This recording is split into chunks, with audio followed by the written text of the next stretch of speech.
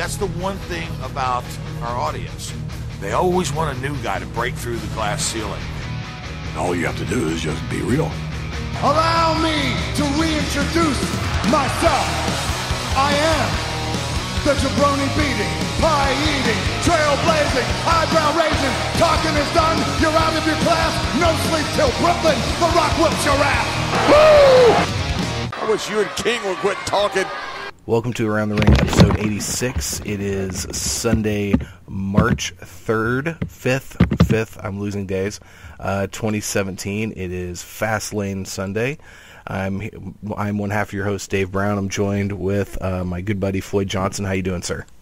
I am doing well. Actually, a surprisingly good week of wrestling this week. Love to talk about it, but there was a lot of comings and goings.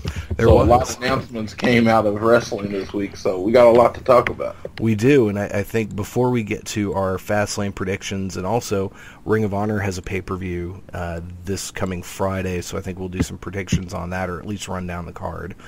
The thing we got to talk about is the organization formerly known as TNA, Impact Wrestling, had made some big changes and missed a seriously good opportunity to do something actually on live TV. And I know you wanted to talk about that, so Impact. Okay. So, Impact Wrestling this week was the last episode of the Dixie Carter era. On the same night, they were recording the relaunch of their Impact Wrestling brand under Anthem, under the new leadership, which includes Jeff Jarrett, Dutch Mantell, and that in their group. So the reason I'm upset, and I use the word bury, but I'm not gonna really bury them as much as question, because when you have an old regime, you don't really want to come in and make the same mistakes as the last regime. So you're doing this really big relaunch. You're like, okay, you know all you people that haven't been watching our stuff because you think it's horrible? Well, we're relaunching, and it's not going to be as horrible this time. This is what you should watch. Why on earth, on the relaunch, why wouldn't your first episode to try to get people interested, why wouldn't that be a live episode? Now, me personally, I am a part of 5 or 6 wrestling groups, and I generally can avoid spoilers. But when all these big changes are happening on one night, huge changes are happening, they're going to be everywhere. So without watching an episode, I feel like I know pretty much everything that happened on the show. And I just feel like that's disheartening, because that means next week on the actual relaunch episode, I could tune in, I could not tune in, because I kind of know everything that's going to happen. It makes my sense of urgency to tune into the show not there. And I just feel like if you taking this as like a grocery store or any type of restaurant, you know what I'm saying? I know it's a different thing, but you're going to put all this time and effort into the relaunch. My idea was to take that last crappy Dixie Carter episode, actually, and weird thing, it wasn't that crappy. It was actually a pretty decent episode. You take that last episode, you put it on the TNA site, you put it on Pop TV site, whoever owns the product, let them stream it, and then you relaunch live.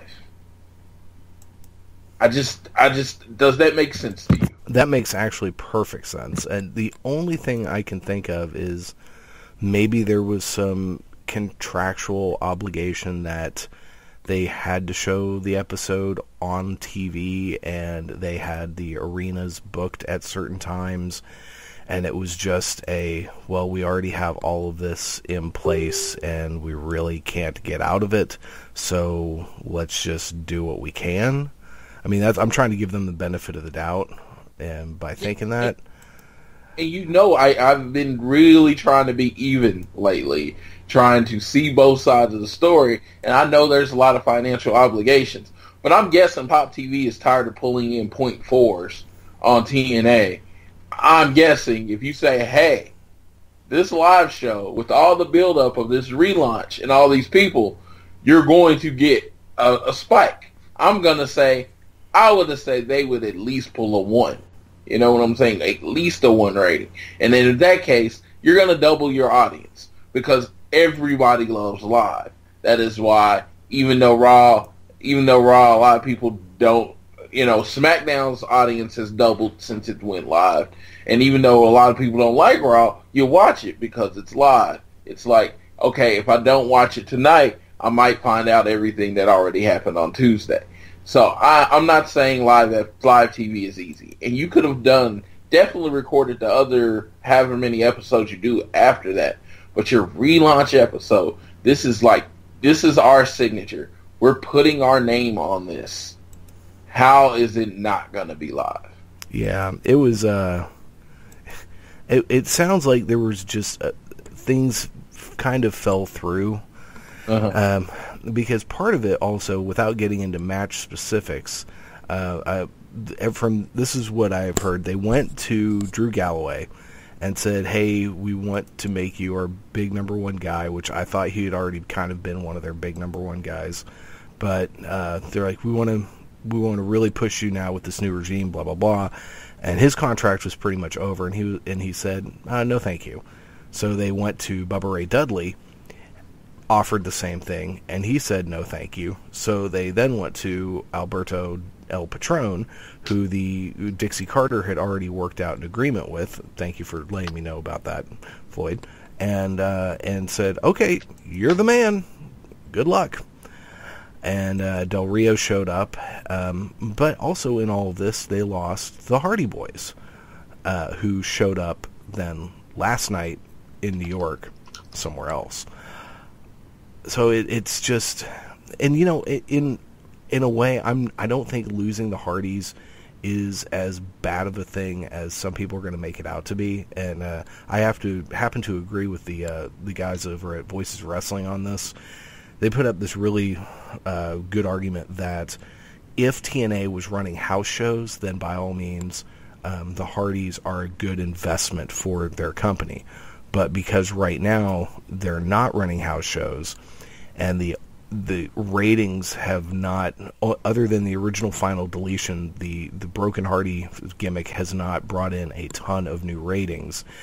It's a better use of Impact's money to go with other people and go somewhere else, and then the Hardys will have a better value out on the open market, and it looks like they have decided, at least for the next month, to work in ROH, as they showed up last night at the ROH event in the Manhattan Center and defeated the Young Bucks, winning the Ring of Honor World Tag Team Championships, which now makes that match in Lakeland seem that less cool. But that's a neat thing. And also, speaking of someone who TNA just tried to get, Bubba Ray Dudley showed up that night as well, going by Bully Ray again. And even per the things I read, he said things along the lines of, I'm not here to take anyone's spot. I'm not here to take Ring of Honor's money. I'm here because I want to be here. And he talked a lot about how Ring of Honor reminds him of ECW without blatantly saying Ring of Honor reminds me of ECW. So that's kind of cool. I'm looking forward to seeing Bully Ray and the Hardys in Ring of Honor. Because Ring of Honor, their poor roster right now is really thin. I watched this week's episode. We'll talk about that a little bit later, and it's just, bless their hearts, it's getting thin, and they really need some influx of people. And sure, it's not like the Hardys and Bully Ray are spring chickens, but that's a good transition for the moment while they build up some new folks. Yeah, if you're, especially if you're trying to make Adam Cole, baby, look pretty good, a good win over Bully Ray, or if you want to have someone go up against the club, Bully Ray, if you're coming in as a face, even with the name Bully Ray, he can come with, get him a group of young faces, and he can actually put them over if he wants to. There's a lot of things they can do with Bully Ray. When he was a Bully Ray and when he was on Impact Wrestling or TNA at the time, Bully Ray, I thought he was one of those things where he could have been way bigger than they made him, and I felt like it was a swing and a miss on the Bully Ray character. He was a monster heel, and it's like you have a few episodes and they don't draw. And the one thing WWE is good with a lot of times is they'll sometimes stick with something that's not working and, kind of press it down until it does work, a la the New Day. And I think that's what you needed to do with Bully Ray. And with the Aces and 8 angle, I think the Aces and 8 should have, they stopped a little short on what they could have done with that group. And they just kind of blew it up really quick. But that was under the old regime. And that was what that's kind of what they did. They kind of screwed things up. So I was never a fan of the Dixie regime. When Jeff went out of power, TNA, I actually preferred TNA to WWE. And after Dixie took over and brought in Bischoff and Hogan and got rid of the 6-sided rings, my interest in TNA waned and waned until it eventually went away. And I've tried to come back over the last few years because, it is a wrestling product, but it was just so not good.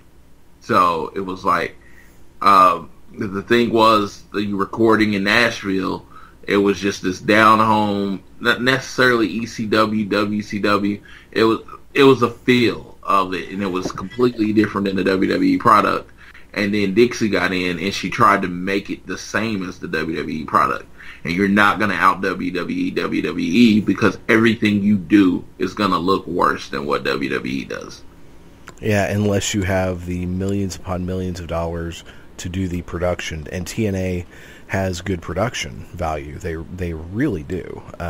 But they don't have WWE production value. And unless you can do that, you can't try to go and do the same thing WWE is doing. It's just it's not going to work.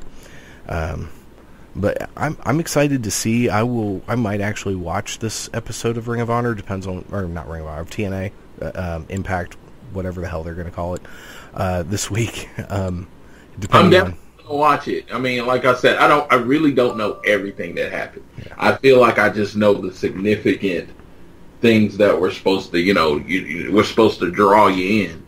And that was like the big things that were supposed to draw you in that happened. Yeah. And there were some big events. Without giving away any spoilers, it's gonna be a fun show. It's just I don't think of what it's gonna take to get me to watch, because I am generally when you think of wrestling fans, I am the gimme. You are the gimme. We're pretty much gonna watch. I'm talking about the casual wrestling fan that is mostly watching WWE. What's going to make them tune in? And generally, that's going to fall into the live wrestling. They need their friends that like wrestling to tell them to watch that show. And I'm not running out and telling people to watch Impact Wrestling this week, because guess what? If you want to, you can just say Impact Wrestling results online and see or hear everything you want to. Yeah, that is true. I think this is something I've argued with WWE. I think there's so much focus a lot of times spent on casual fans, and to me, I think that's a missed opportunity.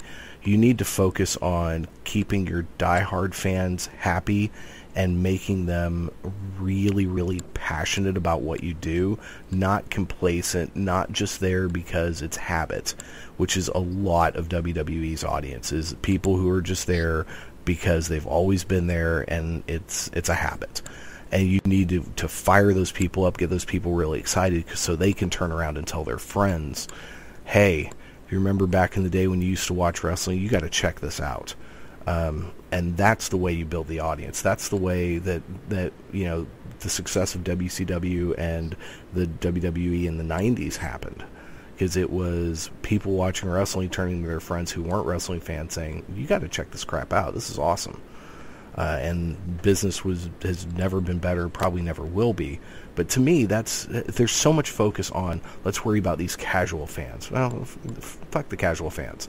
If you make your diehard fans happy and you produce a good product, the casual fans will come because there will be a buzz. And that's all there is to it. But I mean, when you put it like that, and you have said that before, that's actually a very, very great point. As far as, because I talk about wrestling all the time. I even record a show on Sunday, so I definitely agree with that. And it's like, man, you got to turn it on. I know you don't watch TNA, but you got to turn it on when I get very excited. So I am going to do my best to get my friends to watch it this week. Because to me, I've always said they recorded 6 episodes this week, I believe. Oh my God! Because that's what they do. Actually, that's lower. They were recording 8. Jeff Jarrett talked Anthem into going down to 6, so the product isn't as outdated. So they recorded 6 episodes this week. So I'm hoping that 6 episodes they're going to be able to define what their new product's going to be, who their stars are going to be in each division. Unfortunately, since the Hardys are gone, they're going to have to crown themselves new tag team champions. Since the Miracle and Maria are gone, they're going to have to explain their absence because they were big in the Dixie Carter administration. They are, so it's a lot that they're going to have to do, and it's pretty much a reboot. They're going to have to decide what they want to do with the Grand Championship. Hopefully, throw it in the trash. I don't know I don't think it's I never thought it was a bad idea. I thought it was a poorly executed idea.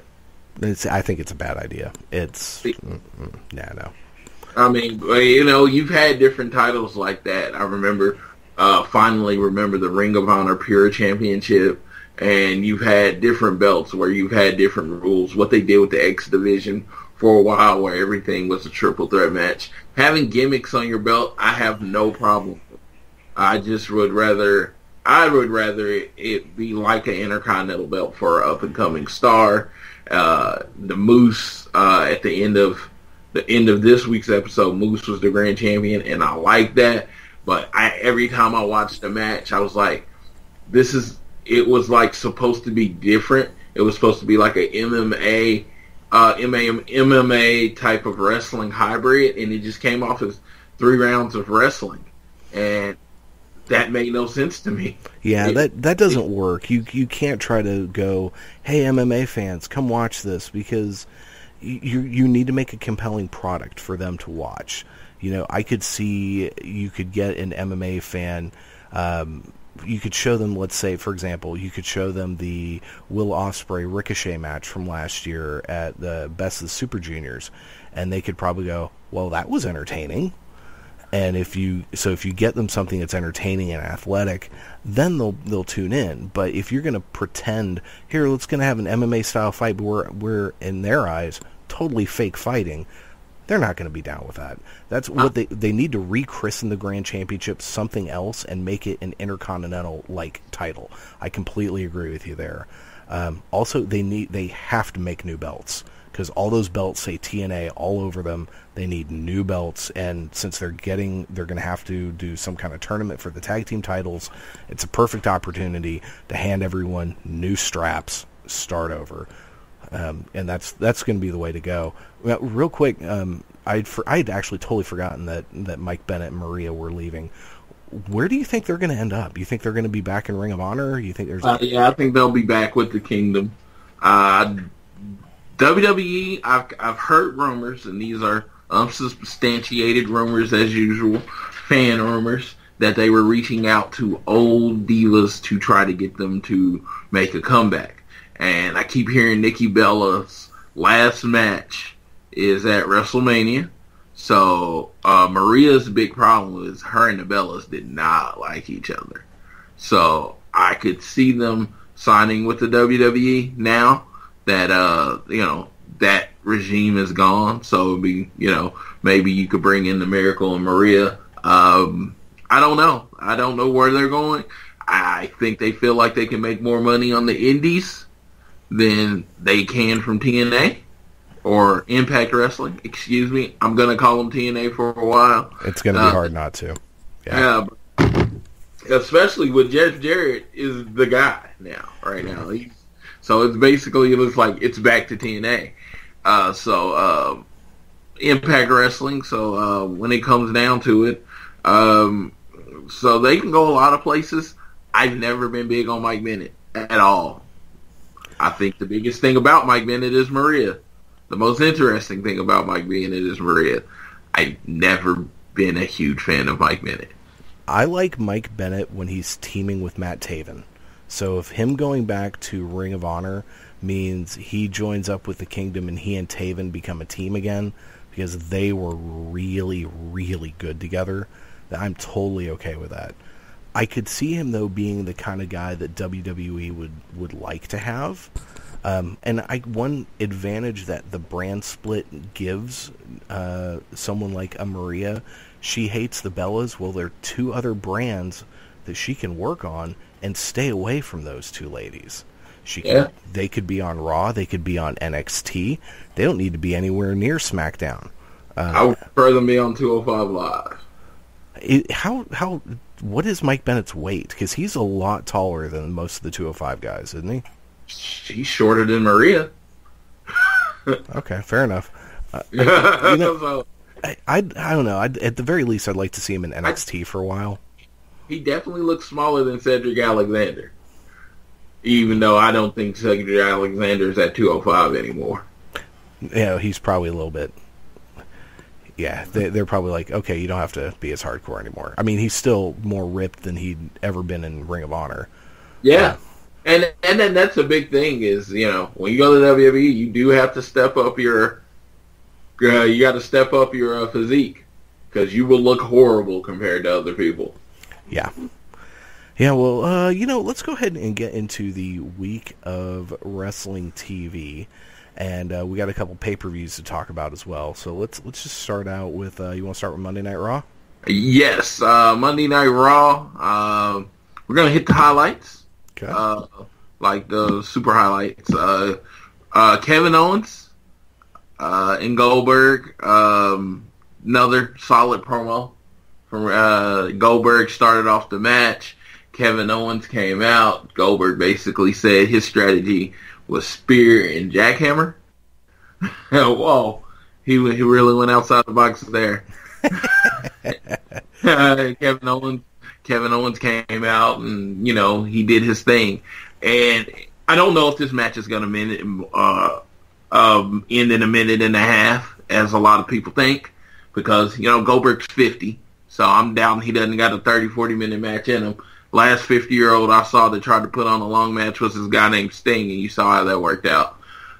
So that being said, it's probably going to be a short match, unfortunately. No matter who wins, which unfortunately I think Goldberg, whatever. But Kevin Owens did a really good job of selling this match. He made me actually excited for tonight, because pretty much, and he said this one word. He said I believe it was this week, he threw in, it's his evolution as the WWE champion, which a lot of people, or Universal Champion, which a lot of people thinks is a nod to the new evolution that's coming soon. I thought that too as I'm watching this. When he said it's the evolution of Kevin Owens, I perked up immediately. I was like, ooh, Floyd's gonna like that. So if this is working towards this new evolution, even though I'm not really keen on reusing the word, that is, you can make a good argument for evolution, since the word means constantly changing, that having that team being something that changes can work. But yeah, I loved that Goldberg Kevin Owens segment. I thought that was really, really good. Someone strong on the mic can carry Goldberg a long way. Yeah, and Goldberg's, he's not bad on the mic. He's been better on the mic since he's been back than he ever was in WCW. Granted, he didn't really talk. That was part of his mystique. That was part of what made him cool. But his promos have actually been pretty good. And he and Owens have a really good chemistry together. I'm sure most of that's because of Kevin Owens being so good. But yeah, I like that. Now, you mentioned that real quick. I got to say, that Sting match with Seth Rollins was really good until he got concussed or his neck got broken on that buckle bomb, which I know he was probably just got in there. He was like, "Hey man, what's your moves?" "Okay, I can do that. Sure, let's go for it." When he should have said, "Seth, no, I'm not taking a buckle bomb, man. Let's do some other stuff." Me and my problem with Seth is I don't have any problem with Seth. I don't think he's dangerous. I think he overused the buckle bomb. Yes. Because that was like the second or third buckle bomb. I don't care against who he's wrestling. I don't care if he's wrestling a 19-year-old brick. I think you should only pull that move out once a match. Yeah, and you notice he hasn't used it really since Finn Balor got injured. Yeah, because it's a move that's considered that injures people. So if you do it once a match, one time a match, and you only do it on the turnbuckle where the person can protect themselves, it's okay. When you overuse the move like he had started doing, that's when you're gonna get the problems. Right. Plus, that move should not be.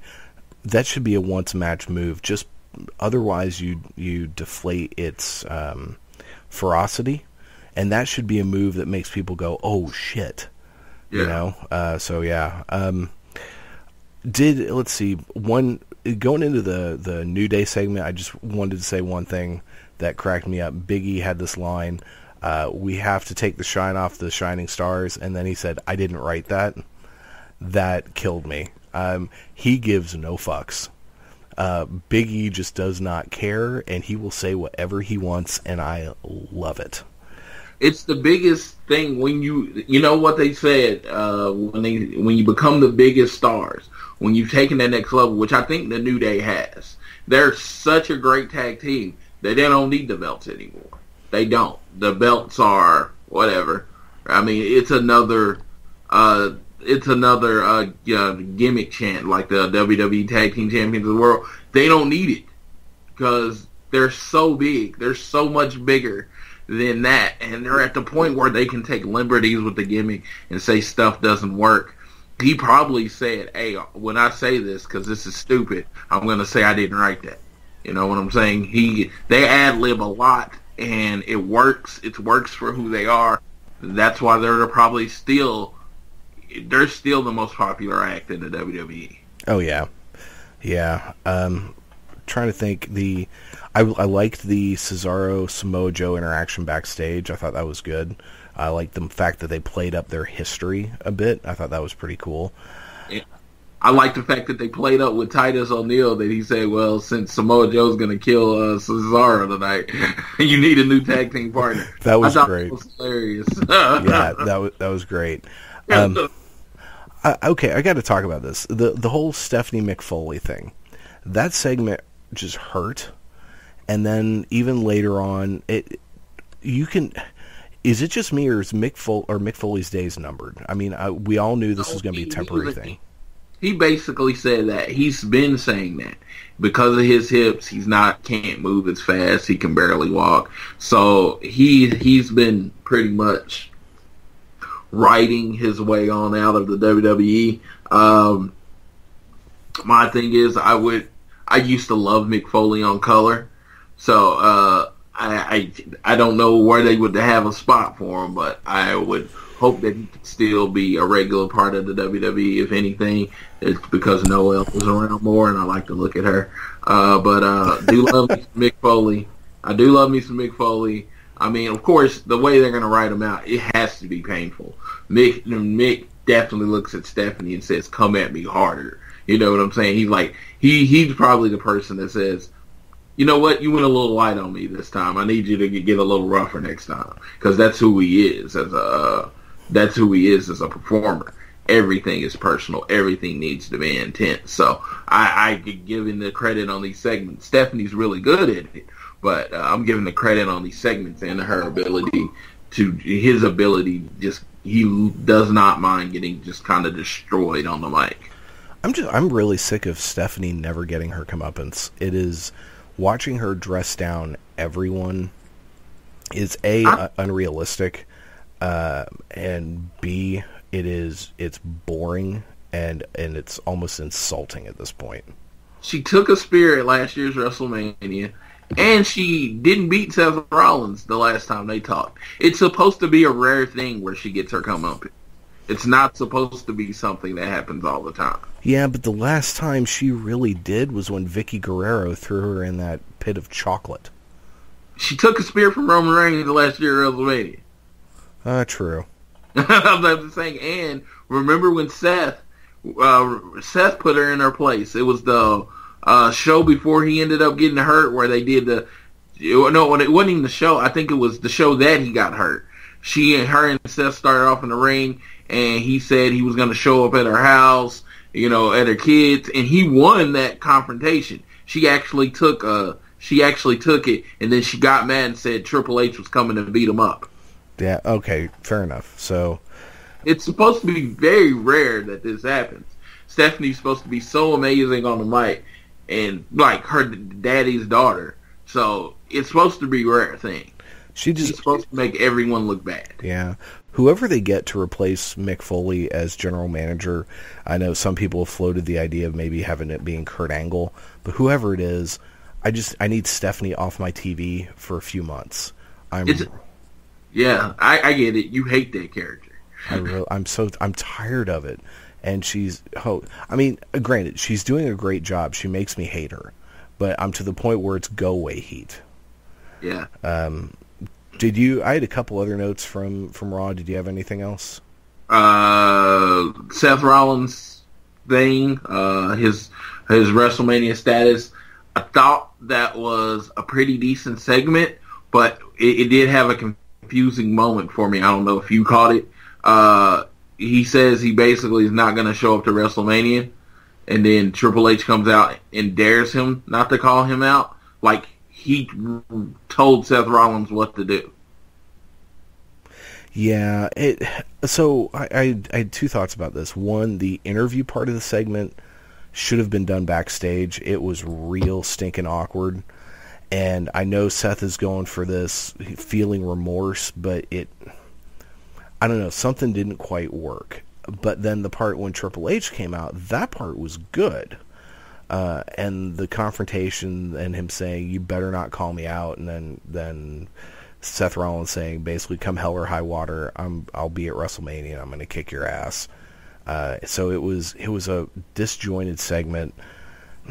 And at first, as I'm watching the interview part of it, I just kept thinking to myself, why in the hell are they doing this in the ring? Because I got the feeling that some of the chants were throwing them off a little bit. And but then when Triple H came out, then it made sense why they did it in the ring. So yeah, it's I don't know. I really my big thing is I hope that his injury is, he needs to be okay to get in the ring at WrestleMania. Now maybe it's just something where they don't even have an official match. Just Triple H comes out at some point and says, you know what? I told you Seth Rollins wasn't going to be here, blah, blah, blah. Seth jumps over the barricade and attacks him and, lays him out with a pedigree or something and stands over him. Yeah, if you watch Up, Up, Down, Down, which I know you probably don't, if you watch Up, Up, Down, Down, you'll know he's not even on crutches. Seth. Okay. That's just, They definitely tried to play up his injury more than it is, because he's doing this thing where he plays Madden against other football players, and he's not even on crutches. Even without being on crutches, he's hurt this knee twice in less than 2 years, and health is more important. Him having a long career is more important than one WrestleMania. So, and plus, you want the poor guy to be able to walk when he's 65. So there's that. Yeah, you kind of sign up for not having the greatest old age when you sign up for wrestling. True that. It's just like, I don't know many old wrestlers that have all their original body parts.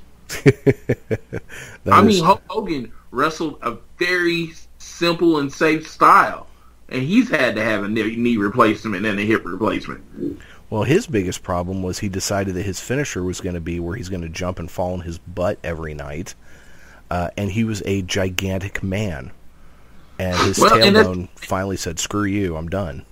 Well, and it's true, but I'm just saying, it's just even someone with that simple style has, had to have a knee replacement. Yeah. Some people that work this high impact, high flying style like Seth Rollins, Edge, he doesn't, he has stuff in his neck. His neck has been fused. You pretty much, when you sign up to wrestle, you sign up for an irregular adult life. Very true. One other real quick thing I wanted to say on the Akira Tozawa match, that bump he took off the second rope where it looked like he broke his neck, that was unbelievable. I saw that and I cringed. I was like, damn it, is he okay? That just looked bad.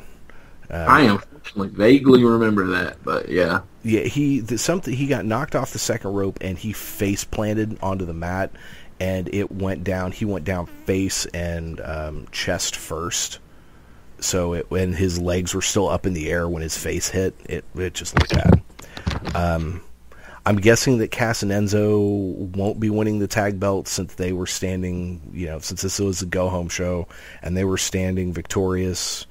Because, if you win during the go-home show against who your opponent's going to be at the pay-per-view, then you're probably losing at the pay-per-view. So I'm guessing we'll do our predictions here in just a sec. But yeah, Cass and Enzo standing tall. If they're going to win the tag belts, they need to win them at WrestleMania, not at some throwaway wank-ass pay-per-view like Fastlane. The only other thing, I was actually kind of disappointed with the Samoa Joe Cesaro match because it was so freaking short. And they gave him 7 minutes.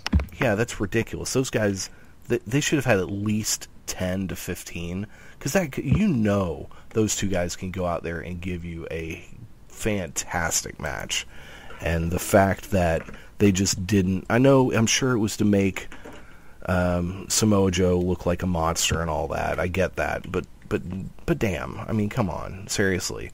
And my only other thing from that, I'm guessing the Uranagi is going to be his primary finisher for a while, at least. That is the finisher.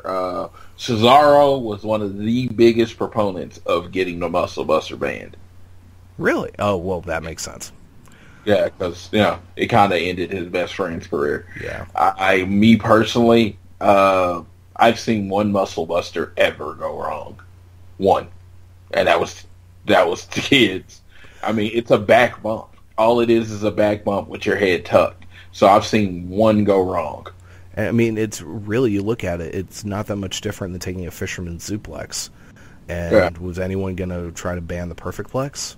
Yeah, to me, it's the idea that I got in a wreck, so I'm never driving again. Yeah. I understand the emotional response.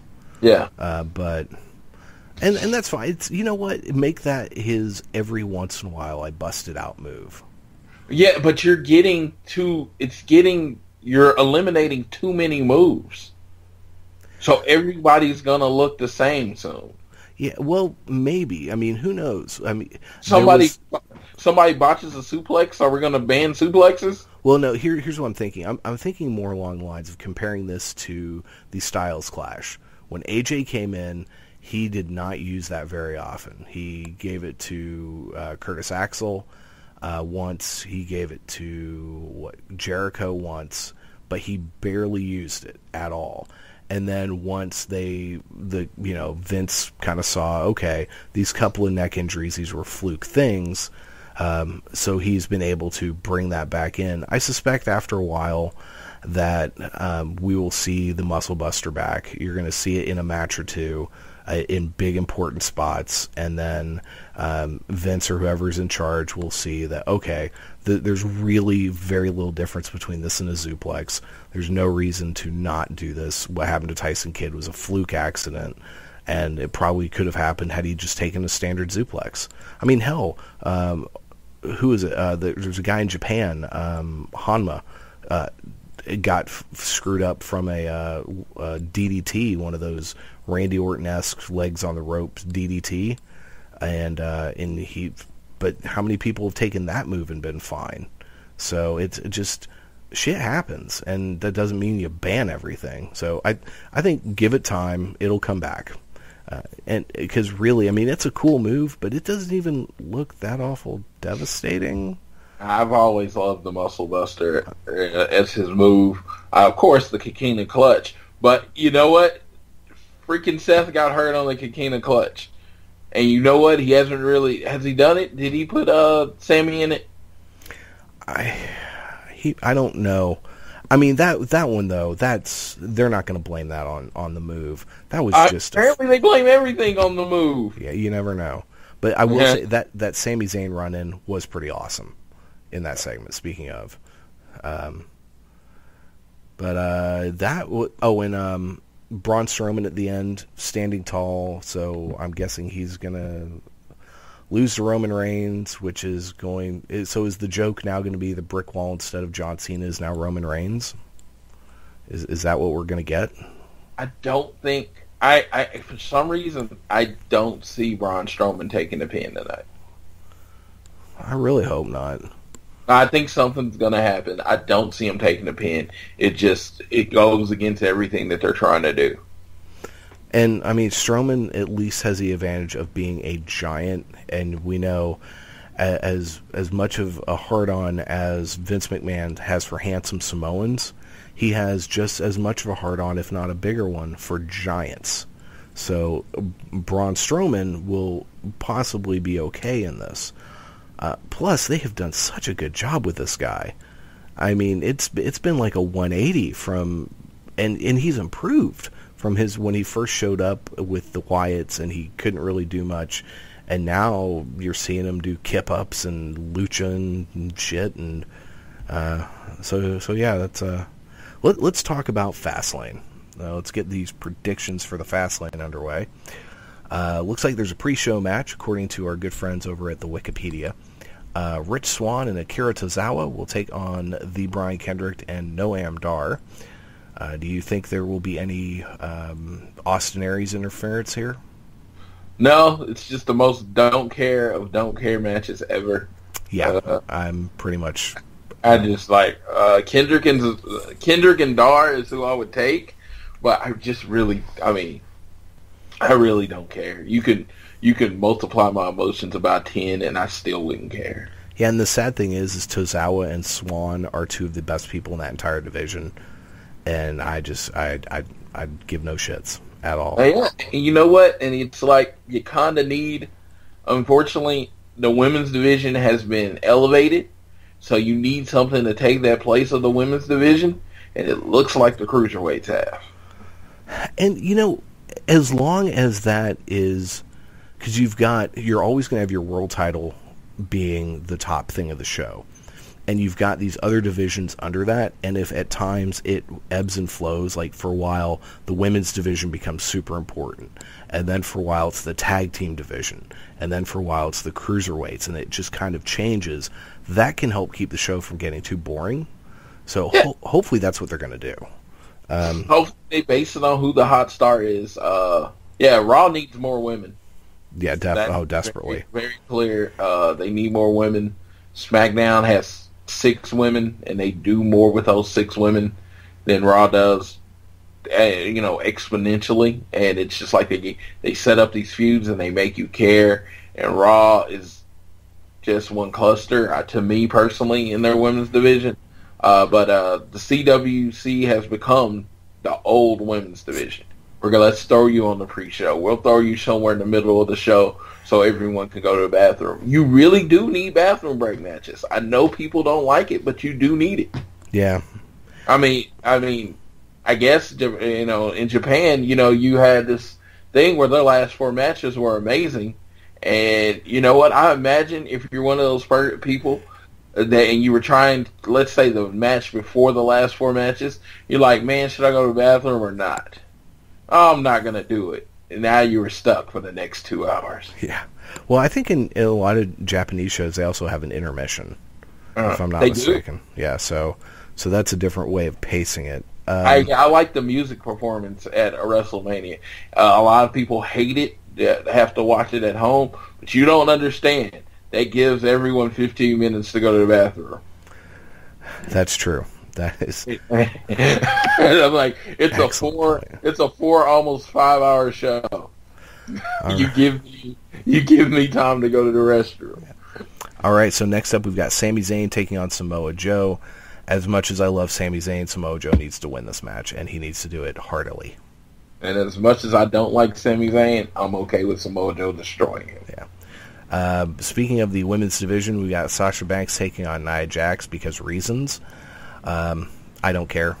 I don't care about Bayley, who we will hear about later in our top 5. I love, and I do not give 2 shits about this entire women's division at all. Well, Nia is the love of my wrestling life, so yeah. I'm guessing she's going to win.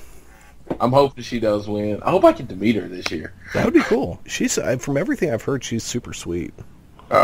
Then we have Bayley defending the women's championship against Charlotte. I think Charlotte wins. I mean, the hot potato continues with this belt on Charlotte's road to 16. And this will somehow, the 4 of them are going to end up in a 4-way at WrestleMania. I think that's safe monies on that. We've then got Luke Gallows and Carl Anderson defending the tag team titles against Enzo and Cass. I suspect screwjob finish to get these two to WrestleMania, where Enzo and Cass will win. What do you think? I'm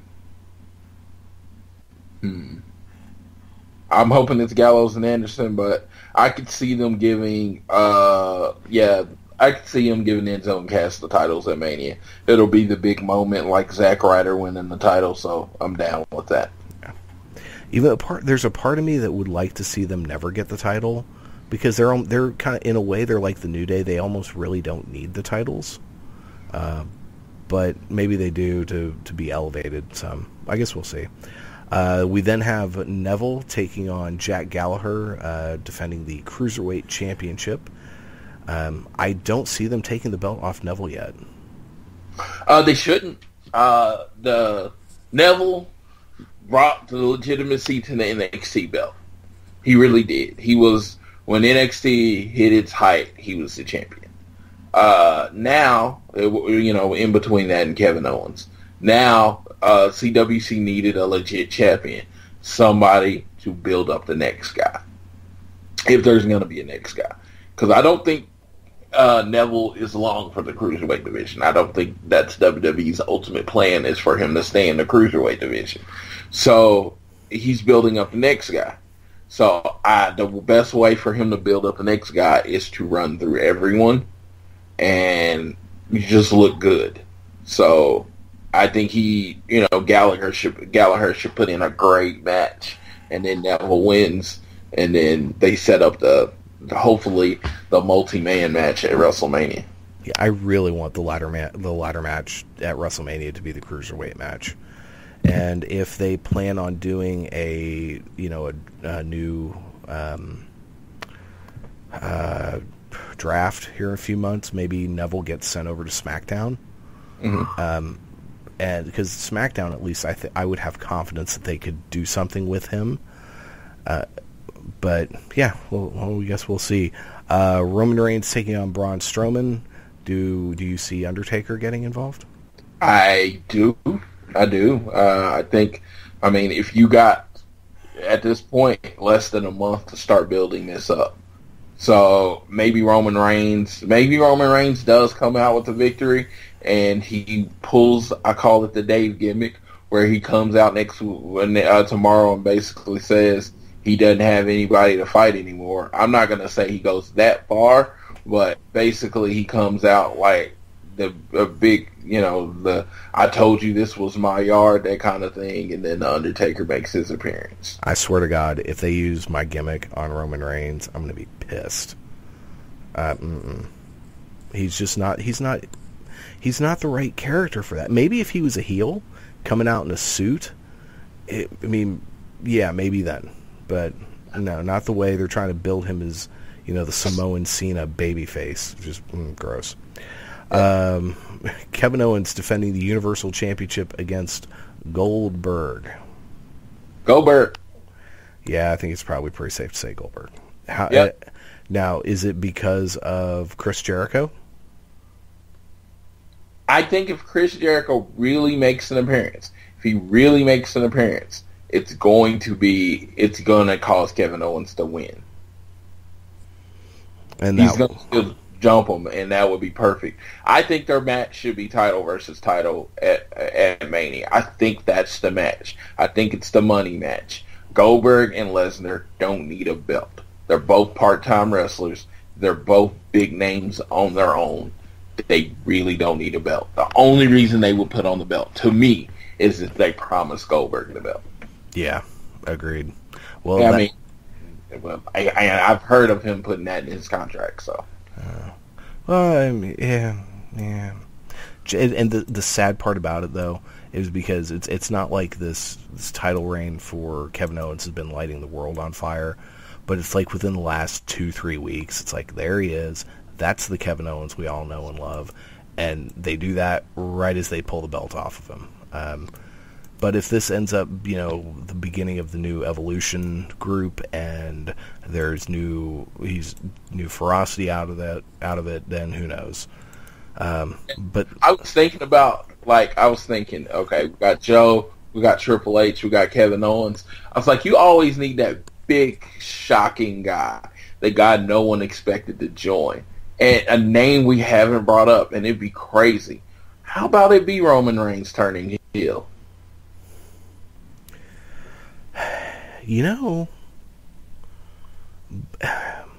I would like it. I just don't see how you get there. Oh, dude. If you're taking the belt off of Goldberg and putting it on Brock Lesnar, right? You're going to put the belt on Goldberg, and you're going to put it on Brock Lesnar. You screw Brock Lesnar over with the new group, with the leader of your new group, the face of your new group being Roman Reigns. Okay, I could see that. I'm trying to think of how Owens, Joe, all of them basically screw over Roman Reigns, and then you have dissension right there because Kevin Owens hates Roman Reigns, so they stick together for however long you want to stick them together, and the guy that ends up being the outlier that you end up pushing at the new babyface ends up being Kevin Owens. I like this idea. I do. But that's just kind of off the top of my head. See, and I like this because you can have it where, it could be something after Mania.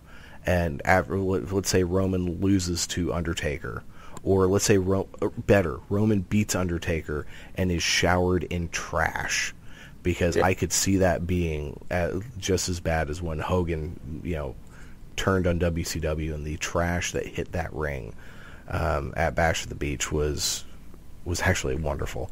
I mean, it's really gross, but it was such a great visual. So if Roman Reigns defeats The Undertaker, he will be showered in booze, and that is what finally causes him to snap and say, you know what, F all y'all, I'm taking it, I'm done. And then the three of them, that would actually get good heat on Roman Reigns, so I like it. Well, are we going to do a review show tomorrow for the YouTube channel? Yes, and I was thinking, you do have an abbreviated time today. We should probably do the top 5 with that tomorrow. Okay, we will do the top 5 with that tomorrow. Good call. I don't have a whole lot of time today, folks, so the rest of the show is going to be kind of quick. Let's go on to SmackDown. What did you think about SmackDown this week? Oh, Miz and John Cena, promo to promo. I thought The Miz completely destroyed John Cena, and then John Cena got the mic, and it was like, wow. He basically said every idea that Miz ever had was stolen from someone else, and it was like, wow, I've never even thought of that. It actually made a couple of my friends that are casual friends like, really, he is. He just seems like he's a bunch of the pieces of a bunch of all their heels. That I've always said Miz is still the perfect heel. I mean, he's the person that he doesn't get go away. He gets actual heat. So he is a heel that you can put up against any face. You could put up the Miz against Roman Reigns, and Roman Reigns will get cheered because the Miz is so good at making people boo him. But this whole segment was out of the mind. Even Nikki Bella delivered the most realistic line she's ever delivered. The only line I probably ever believed she believed in the WWE. She's like, "You mess with my man, I'll break you, bitch." And that was awesome. Yeah. I love this. This was the best Miz TV segment ever they've ever produced. And I especially at the beginning, I kept thinking to myself, how is the Miz the heel in all of this? And then, I love how John Cena was like, I want to face The Undertaker. I don't want to face you. Which really made Cena look like a super dick. I mean, it was... See, I don't think it did. I think it added legitimacy to what he was saying. If I got to pick all the people I wanted to wrestle, if I was this big, strong force in the back, don't you think I'd be fighting The Undertaker? Don't you think I would have ended his streak? Yeah. No, I mean... I just wouldn't be tying 16. I'd be at 21. You know what I'm saying? True. No, that makes sense, but it's still... It's a dick thing to say. Oh, John Cena have no problem. Fans boo him. So I think they finally got to the point where John Cena can say whatever he wants to say. The people that love John Cena are going to love him. The people that hate him are going to still hate him. Yeah, true. So I think we both agree this whole thing was awesome. Yeah.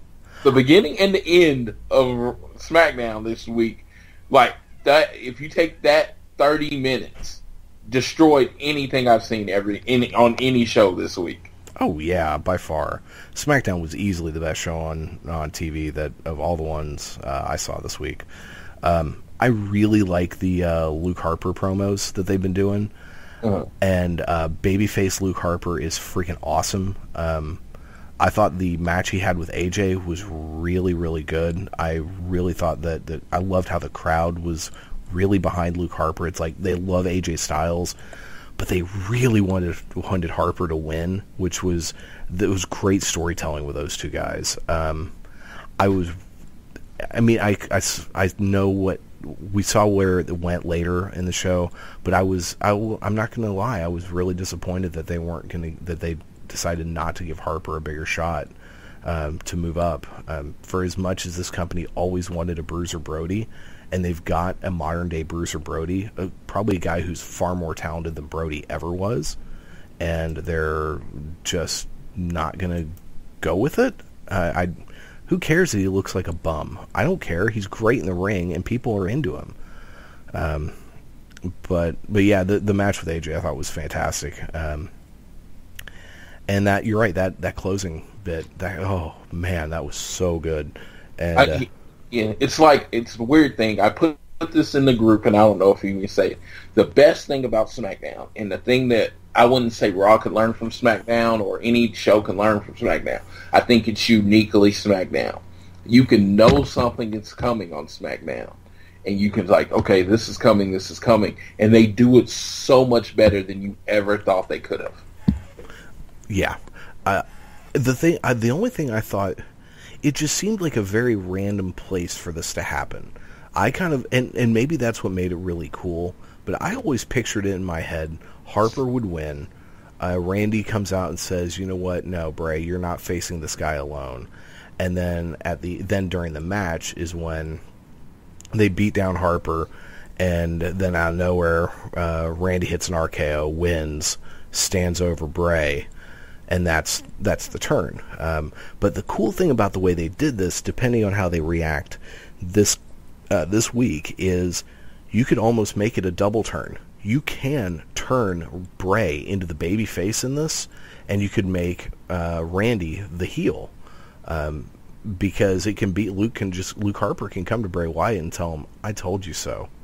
He was going to screw you. I've been the one who's always had your back. Listen to these people. They know he was here to hurt you. You got taken the shiny impressed you. The cool football player likes you, man, you got to do everything you can to impress them, and you fell for it. And if they did something like that, you'd finally get that Bray Wyatt babyface, and which I think is going to be money if they ever pull that trigger, and yeah. So, but we have something to really look forward to this week. AJ Styles taking on Randy Orton for the #1 contendership.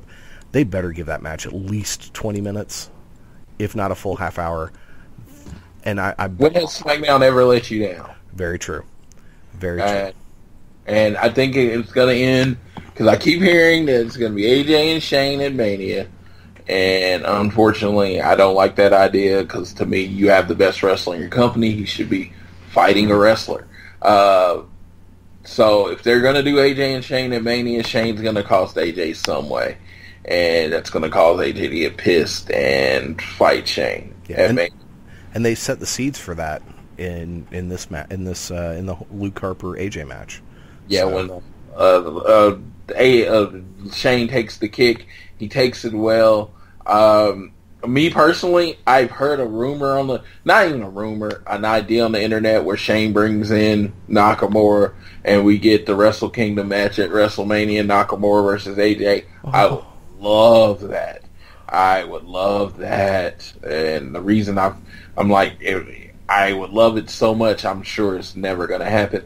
And then, but AJ Styles, just the fact that you're going to put pretty much the person that's had the hottest year in your wrestling ever. He's put on more great matches than anybody. Why not have him in a great match with a wrestler? If they could somehow figure out a way to put AJ and Cesaro, I think that would just be amazing. You could, if the Cesaro Sheamus tag team falls apart, you could have you could even have some confrontation where AJ says, "Look, I know you've done some crazy stuff in your time. That's fine. We all know I'm going to kick your ass. So why are we bothering? You find yourself someone to fight in your place, because I really don't want to. I don't want to beat up someone who looks like my uncle. Yeah. You've got kids. I've got kids. I don't want to be responsible for your kids not having a dad when I break your neck." And that could tie into the whole Styles Clash gone wrong, because I'm scared of Shane taking Styles Clash. I'm very scared. Well, you can be as scared as you want, but he saved James Ellsworth's life. Yes, true. Yeah, AJ knows how to adjust the move if someone's not taking it right. Yeah, true. But that would be a good way to do it. And yeah, bring in Cesaro, bring in Nakamura would be the one, though. Because you could have the whole time, it's who's it going to be, and Shane comes out to announce it, the lights go black, that violin hits, the stadium will erupt. And I think SmackDown, because originally I thought that Nakamura should be on Raw, but now that Samoa Joe's on Raw, Nakamura needs to be on SmackDown. I firmly believe those two need to be in different brands. So yeah, let's make that happen. That would be awesome. So that was SmackDown. It was a good show, really good show. Did you watch 205 Live? I did. Anything happen? I totally missed it. It was a complete throwaway show. They did the end. They did the Noam Dar was in a match, and I believe Alicia Fox got flowers, and then she was acting all crazy, and she was eating the flowers, and it completely took away from the match. But apparently the flowers were from Rich Swann. Yeah, and then Neville comes out at the end of the show and tells everybody how awesome he is. Jack Gallagher comes out, and he ends on top, so we pretty much know how this is going to end. But yeah, it was a complete throwaway show. You know what? I'll tell you when I think 205 Live is a good show. Okay. And this week was a complete throwaway show. It was like, okay, yeah. This is why people don't watch the show, because they're not doing anything original. Okay, well, I'm glad I missed it. Let's talk about NXT. So NXT this week was basically surrounding two big matches. Peyton Royce challenging Asuka for the Women's Championship, and hashtag DIY getting their contractual rematch against the Authors of Pain for the Tag Team Championship. We also had Patrick Clark. Here's the thing I don't get with the Patrick Clark character. I'm all for a character that is about being yourself, embracing your weird. But was he at all any of those things on Tough Enough? Is this at all his real personality? No, but Triple H has pointed out. He's like, you've heard that old idea that, this is your character turned up. Well, this is who you are just turned up. Well, some people don't have that. I mean, you're boring, and then you turn it up to 10, and you're still boring. So, okay, well that works then. The way they're presenting this character makes it almost seem like a really personal character, and the fact knowing that this is not what this dude's character is like, it was so that I thought was a little weird, but he's doing it well. He's pretty good in the ring. It was nice seeing Sean Maluda back, though I did not like seeing him lose. But he the character has evolved a lot more on the house shows than it has as the character than it has on the show, and I think they're going to do the whole NXT slow burn as the character develop more. I believe if I've seen on the house show, he has a boy that comes out with him. Almost, and honestly, like a Dalton Castle. Oh my god! So they're making Patrick into the Black Dalton Castle. Well, they're going to do their own spin of it because you could just say Dalton Castle's. If you wanted to do that, you could say Dalton Castle's Adrian Adonis or Goldust or anything like that. It's just fair enough. They're going to do first of all, he's African American, so that's gonna actually, add a little bit to it no matter what. True. And so I think he'll do it. I'm a big Patrick Clark guy. I loved him on Tough Enough. I think he has a passion for wrestling, and he just wants to make it. And it's like, if I got to do some stupid characters to make it, this is at the point NXT is where you're really supposed to be developing and finding yourself. Yeah, no, I'm nitpicking here because I liked his performance. I think he's doing the character very well, and I'm probably picking more on the announcers and the way they're playing up his character. But so yeah, it'll be. I'm hoping they do the slow burn because that would be good. He's the kind of character that needs that slow burn change and growth. Yeah, build him up over the next couple of years because pretty much everybody that's been NXT champions has been a wrestler's wrestler. Yeah. We then had the Peyton Royce-Asuka match. I thought, even though Asuka won, which was a given, I thought Peyton Royce looked really good in this match. They did a really good job with this match, making Peyton look strong. And there were a number of times throughout the match that she just went toe-to-toe with Asuka. They exchanged moves. I thought this was one of Peyton's better, if not one of her best performances that I've seen on NXT TV. I agree. I enjoyed the match a lot more. I go into wrestling psychology or wrestling. I don't get why Billy Kay didn't interfere. Yeah, true. Yeah, I mean, it just didn't happen. You have built this character up as iconic. They even in the interview say we're going to be the tag team champion. I mean, we are going to be the women's champions. Is that what they say? They are one person. They are two people that act as one. At no point did Billy Kay interfere. Yeah. After the match and Asuka won, which is a little late at that point. Yeah, that's a good point. Wrestling psychology didn't make sense. You'd rather have Asuka honestly destroy them both, but of course that doesn't give the room for Ember Moon to run in. But it actually made no sense, the actual ongoings of that match. It was a good match, but it made no sense. Unless Billy Kay didn't want to get Peyton disqualified, or unless she's one of those people that she's legitimately scared of Asuka, so she only goes on the offensive when she sees Asuka hurting, which is kind of what she did. They've done nothing to build that up. If that's the case, that's great, but they've done nothing to build it up. True. I'm trying to give them benefit of the doubt here. Yeah, I agree. I mean, I understand what you're doing, but it's just like I said.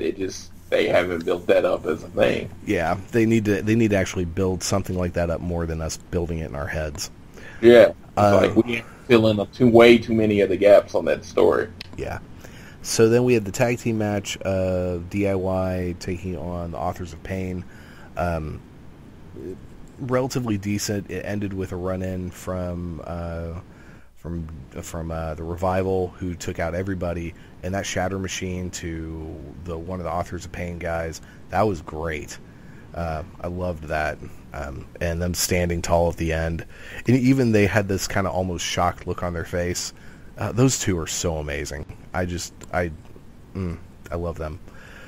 So that's how the show went off the air, and my understanding is at the takeover in Orlando, it's going to be a 3-way for the tag titles: Revival against DIY against Authors of Pain, and that should be really good. All right, and I'm looking forward to it. Of course, as you may know, I'm going to be in the building. You are. This will be my first time seeing the Revival live. Oh, that's awesome. And it's funny. I've been to 5 NXT shows since I've met the Revival, and they've been at none of them. Oh man, we'll see. I'm very jealous of this, but it's you ended up being wise, because there was that discussion for a while with the show that same night in Lakeland, the Ring of Honor show, which is going to have the Young Bucks against the Hardys. This might be the only chance to see this, and they're under a TNA contract. It might not even air anywhere. It might not be on pay-per-view. It might not be on YouTube, anything. And nope, that's going to be all over the place now that the Hardys are full-blown ROHers. So yeah, you were smart to go to get the takeover tickets.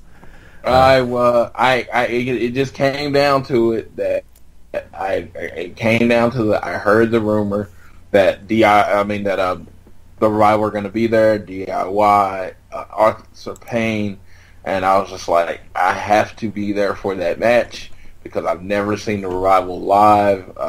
Like I said, I met them a few years ago, and it was one of those random type meetings where I basically said, I'm going to meet them to see if they ever turn into anything. And not only did they go from people I could barely knew who they were to my favorite tag team, that they went to the best tag team in the world. So I want to see them live in NXT one time at least.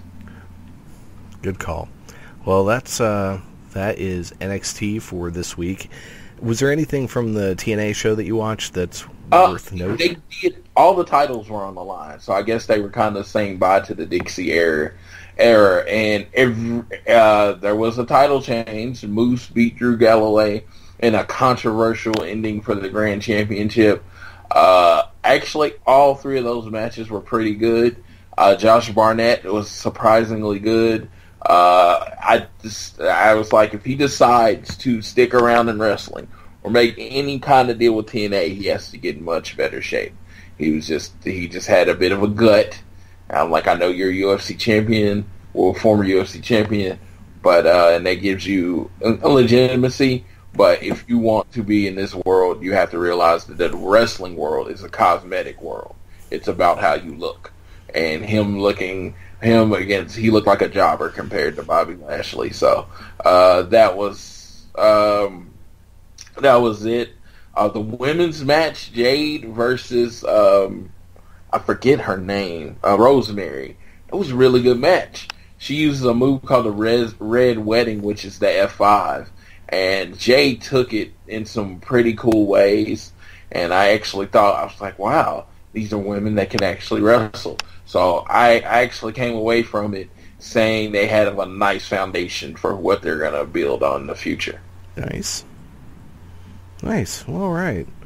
And so what I watched Ring of Honor this week, and Ring of Honor's, they've got their 15th anniversary pay-per-view on this coming Friday, so a lot of this was building up to that. It was also, this show was taped prior to the show that happened last night, so they talked a lot about that show. Because with the way Ring of Honor, for those of you who follow it, the only way I can really watch it's on their website, which is basically a week behind, which stinks, but what you gonna do? Because Ring of Honor is a hard product to follow, unfortunately. And that's something they gotta fix, in my humble opinion. But there was a Christopher Daniels promo that was awesome at the beginning of the show. It eventually turned into a tag match with him and Kazarian taking on Adam Cole and Adam Page. And they lost, Daniels and Kazarian. And that is bringing tension between the two. And I have heard that at some point Kazarian actually turns on Daniels and becomes a member of Bullet Club. I don't know if that's actually happened or if that's a rumor. It's happened. It's happened.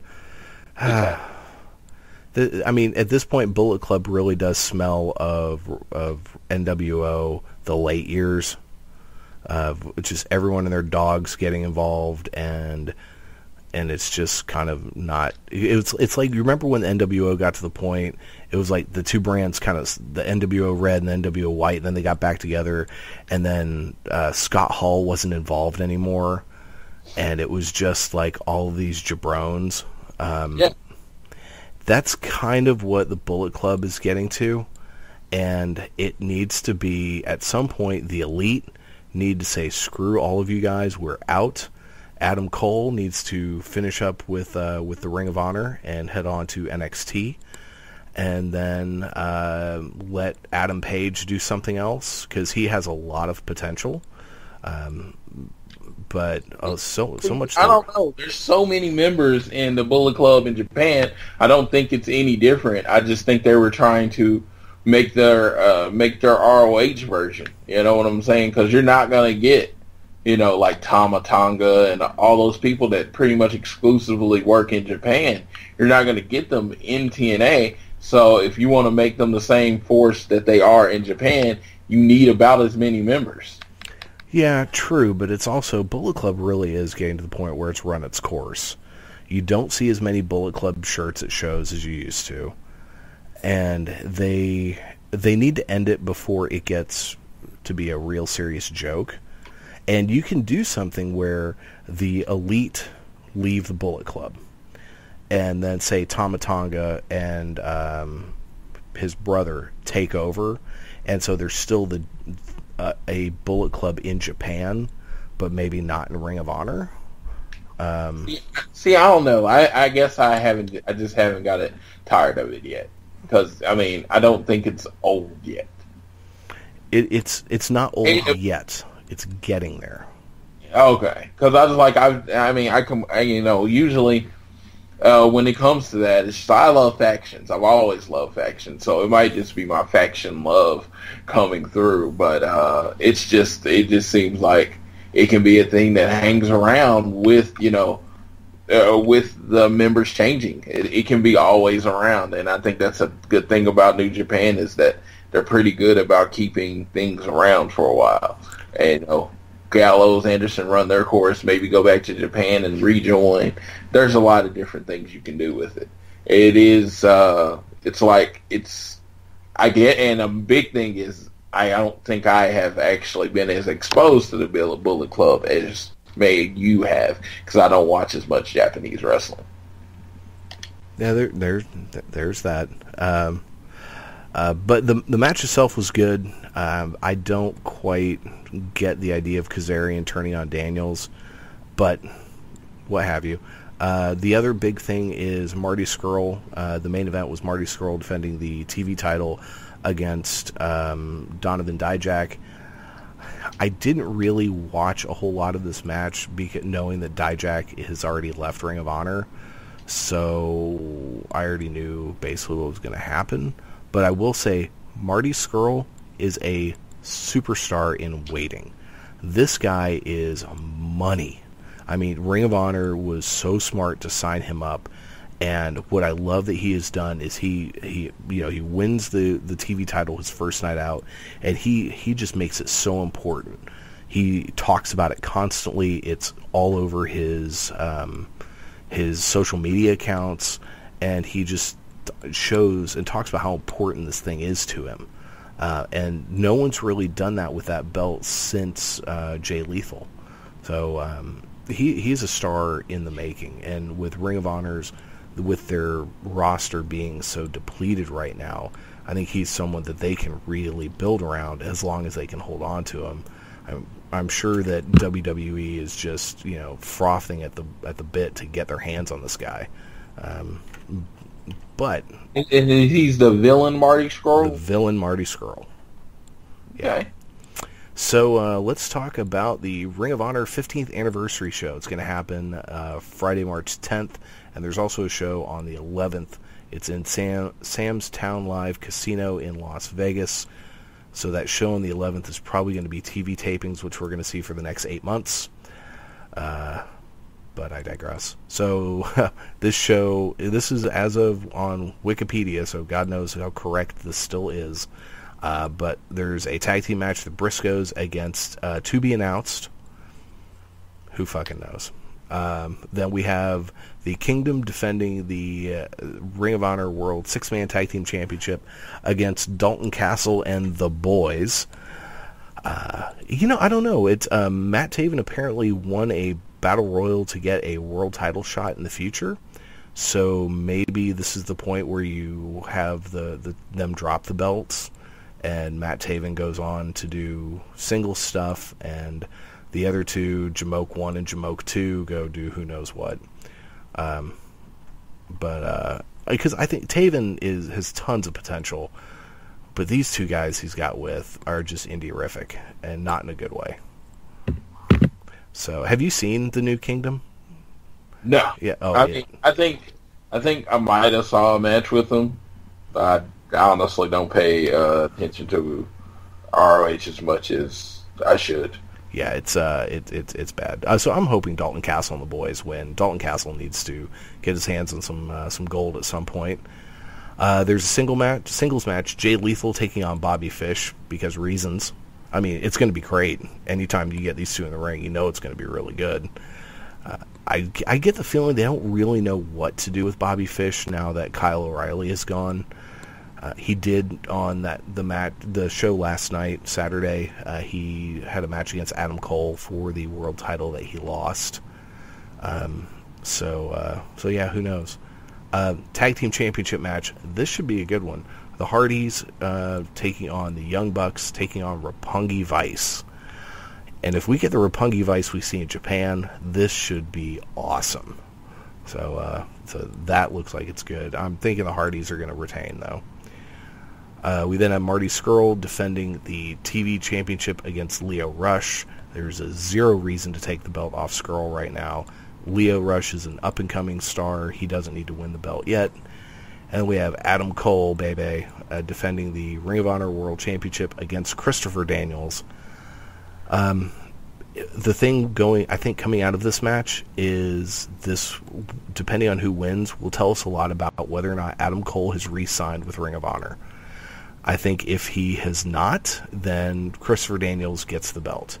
I really think Christopher Daniels should get the belt at this point, because this is one of Ring of Honor's bigger shows of the year, and he has, as far as I know, he's never been the Ring of Honor World Champion. I know he's been the TNA World Champion, and if Adam Cole's got his foot out the door... Christopher Daniels was the TNA World Champion? Wasn't he? I thought he was. No, I don't think he was. Okay.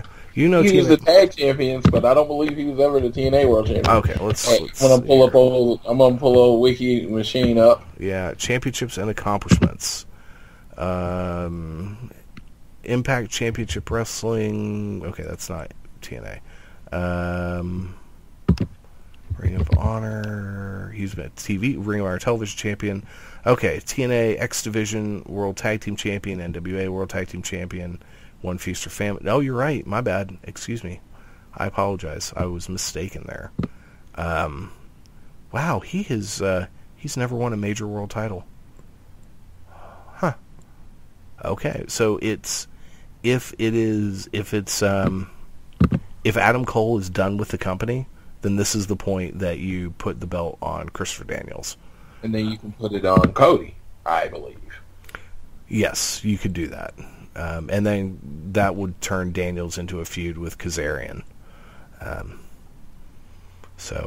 But you know what? I know it was a slow burn, but I like the way that they got Daniels and Kazarian back to being baby faces without really them changing their characters at all. It was just they had this amazing match, and the fans were like, okay, fuck it, we like these guys. And they're now, at least Daniels is now a total babyface. And so, yeah, I think this should be a great match. I don't know. Everything about this match screams, what is Adam Cole's contract? That's, sadly, to me, that's what this match is about. But I would like, as much as I love Adam Cole, and tomorrow on our review on the YouTube, when we talk about our top 5 current favorite wrestlers, his name will be present in my list. I think it's a perfect time to put the belt on Christopher Daniels. So that's Ring of Honor's 15th anniversary. You think anything on this card jumps out to you as something really to look for? I mean, the tag match is what's going to make me purchase the pay-per-view. The IPPV, I'm going to go ahead and probably get it, depending on what I'm doing Friday night. But I will probably get it to watch the Hardys versus the Young Bucks. It's a great gimmick, and there's 4 great wrestlers. I have to say they probably did it for the IPP buys, because I truly believe the Young Bucks go over, right? And the rubber match is that match at WrestleMania weekend. Okay, I could see that. And I mean, I'm guessing the Hardys are in a very short stint with Ring of Honor, and that builds up that show for the weekend, and then the Hardys have their pre-WrestleMania tailgate, so that's a thing that they're doing. So that makes them much more of a presence that weekend. So what are the chances of, at WrestleMania, during the New Day's hosting segment, that Vanguard 1 comes out and the Hardys show up? Vince McMahon leaves very little room for ad-libs at WrestleMania. So I'm going to say, if it's going to happen, it'll happen on Raw. Probably, yeah. That does seem like a Raw moment. Yeah, I'm just saying, it's just like WrestleMania, the way they do it. I mean, of course, they've had to change for Seth, but I imagine WrestleMania has been booked since like October. Yeah, you're probably right. So that being said, spontaneous things like the Hardy Boys showing up is not something I'm thinking they're going to leave open to happen. I hope it does. It would be great. It would be amazing. It would be amazing if the Hardys could show up and they start that. But that Raw it's a magical Raw. I tell people how awesome that Raw is all the time. So that being said, I think it'll happen at that Raw. And you know what? No matter what, at some point, either during Mania or Raw, when the New Day are out, there's going to be some delete chants, I think. You better start them if no one else is. So that's my challenge to you. Get a delete chant going. I don't think... I mean, unfortunately, I love the weekend of WrestleMania, but getting chants started is probably the easiest thing you could do. You could probably start a mayonnaise sandwich chant because the people just want to chant. I mean, it's like you get the weirdest chants. The only chant I hate now, the only chant there's 2. This is boring. I hate that chant. I hate it. And CM Punk. So you hate the CM Punk chant? I wish those 2 would die. You hate that more than the what chant? This is boring. Yeah, I hate CM Punk chant more than anything. I mean, that is my most hated chant now. Yeah, because to me, that reeks of people that haven't watched wrestling in a very long time. See, I always read that more as in that is a crowd that has gotten to the point where they're like, okay, we're really pissed at this show. How do we stick it to Vince? See, and I don't think that. It's like it's the Seth Rollins doing this great interview, and the fans kill it with a CM Punk chant. Oh, so man, that was painful. Not someone that actually is a professional wrestler. Someone that has left professional wrestling, and all he does is shit on it.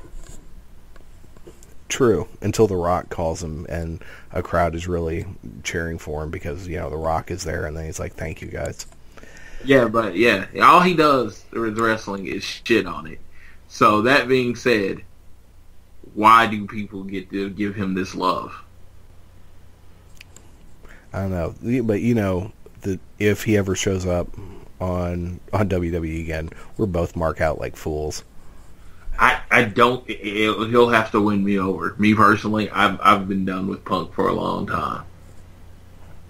Nice. I mean, like I said, it's just I'm so over him being so like disrespectful to what is wrestling, and I find that's what I find. I see him more disrespectful to WWE than to wrestling. Working in the indies. Where people want to see him. Yeah. Oh man, if he showed up at a Ring of Honor show, holy moly, that would be or in New Japan. Yeah. Show up some random New Japan Wrestle Kingdom. All of a sudden, Cult of Personality blares out. Oh, that'd be so cool. Yeah, that's what I'm saying. I'm just like, if you love wrestling, you'll do it anywhere, right? True. Did it anywhere for like a lot of years. He owns his name, so. Why? I mean, no, he's moved on to MMA and pretty much kind of craps on the product anytime he can. So, like I said, I really don't have ill will towards him. I don't want anything bad happen to him or anything like that. It's just that I'm kind of over it. He did what he did. I loved him. He gave me a lot of my favorite moments in wrestling. Had to do with CM Punk. Don't get me wrong. It's just the fact of the matter is he has kind of, like I said, he's kind of turned on a wrestling fan base. I can see that. Well, that's going to do it for this week. Don't forget, tomorrow on our YouTube channel, youtube.com/AroundTheRingOK, we will have our Fastlane review and our top 5 for the week, top 5 favorite current singles wrestlers. We'll get that underway then, because I got to go pick up my kid, so this show's got to be cut a little bit short this week. Ryan, there were no spoilers, hopefully, for you. I hope that's good enough. And we did lots of Impact talk, so hope you like that. Next week you're going to get the full review of the first episode under the redefined Jeff Jarrett administration or whatever. And it's funny because he actually, which is cool, is he actually has the backing of money. He has money. And, what can Jeff Jarrett do with a financially backed product? True that. And I suspect we're going to see, and I know a lot of the Global Force folks have started showing up. I would not be surprised if by the time it's all said and done, Global Force quietly goes away and we get everyone from the Global Force quote-unquote roster, because it's not like they did a lot of shows, but a lot of them will end up in Impact. And that's fine. I mean, he had Magnus, and Magnus is freaking awesome. So if we get Magnus back on TV, I'll be happy. But yeah, that's going to do it for this week. I will actually do my best to watch that Impact. I'm very curious to see what that product's going to be like. So if all goes well, I will be watching that. And next week on the show, we'll also talk about the Ring of Honor pay-per-view. Whew, that's a lot of wrestling. All right, so for Floyd Johnson Jr., I am Dave Brown. Thanks for listening, everyone. Take care, folks. You've been listening to Around the Ring on the Spark Radio Network. All you have to do is change your point of view. And believe. Austin 316 says I just whipped your ass. Bam! Woo! This sucks more than anything that I've ever sucked before. What? It's for charity.